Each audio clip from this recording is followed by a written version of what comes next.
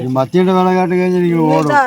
600 7 കൊല്ലമായിട്ട് നിങ്ങളെ കൊണ്ടാണ് ഇപ്പൊ വാങ്ങിക്കൊണ്ടത്. മീനേ വാങ്ങിയിട്ടില്ല. നല്ല മീനുണ്ട്, എല്ലാ മീനുണ്ട് കേട്ടോ. ഇത് മത്തിയെന്ന് വിചാരിച്ചു. മത്തിയല്ല, ഇത് പരല. മത്തി പറയുകയും ചെയ്യുന്നുണ്ട്, പക്ഷെ മത്തിയല്ല. മത്തിയല്ല, പരലാണ് ചേച്ചി. പക്ഷെ ഇത് നന്നാക്കണ്ട. മത്തി കാട്ടി എളുപ്പപ്പണിയാണ്. എളുപ്പപ്പണിയാണ്. തളയിന് മാത്രം കിള്ളിയാൽ മതി ചേച്ചി. മത്തിന് ചെലുക്കെടുക്കണം, ഇതിന് ചെലുക്കാനും എടുക്കണ്ട. 140 രൂപ. ഞണ്ടൊന്നുമില്ല. ഞാൻ ചേച്ചിയെ പെട്ടെന്ന് വരും. ഈ സാധനം വെച്ച് നല്ല ടേസ്റ്റ് ആട്ടോ അത്. പിന്നെ വിട്ട ഇത് ചെമ്പള്ളി മത്തി വിറ്റാമിൻ സാധനമാണ്. അതെ. അതെന്ത് 500 രൂപ കൊണ്ടുവരുന്നു, അല്ല 200 രൂപ കൊണ്ടുവരുന്നു. ശരി, കൊടുക്കും. 20 എടുത്താൽ മതി. ചേച്ചിയെ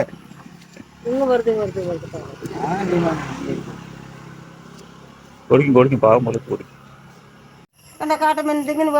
ഇത് ഞാൻ ആദ്യമേ പറഞ്ഞില്ല, നന്നാക്കുന്നത് ബുദ്ധിമുട്ടാണ്. ഒരു ബുദ്ധിമുട്ടുമില്ല. പിന്നെ ഇതിൽ തല്ലു കൂടുന്നു. അങ്ങനെ തലക്കവിടെ മുറിച്ച് കളഞ്ഞ വേഗം എളുപ്പം വന്ന് നോക്കിയിട്ട് പിന്നെ അതിൽ എന്തുണ്ട് തല്ലു ഇതാ അങ്ങനെ ആക്കിയാൽ മതി. തലയിന്ന് പിച്ചാലേ ഇതാ ഇങ്ങനെ വരും. നോക്കട്ടെ. ഇതാ ഇതെങ്ങനെ പിച്ചില്ലേ?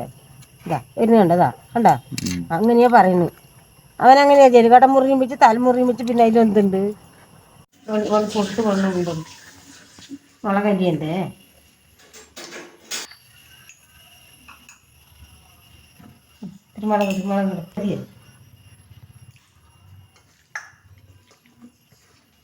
അതുകൊണ്ട് മതി മതി മതി.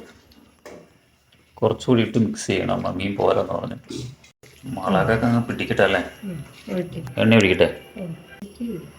വരുന്നില്ലേ? അമ്മ എപ്പോഴും എണ്ണ പിശുക്കും. എണ്ണ പിശുക്ക് പറഞ്ഞ എണ്ണ 400 രൂപ വിലയാണ്. പിന്നെ പിശുക്കണ്ട എന്ത് ചെയ്യുന്നു?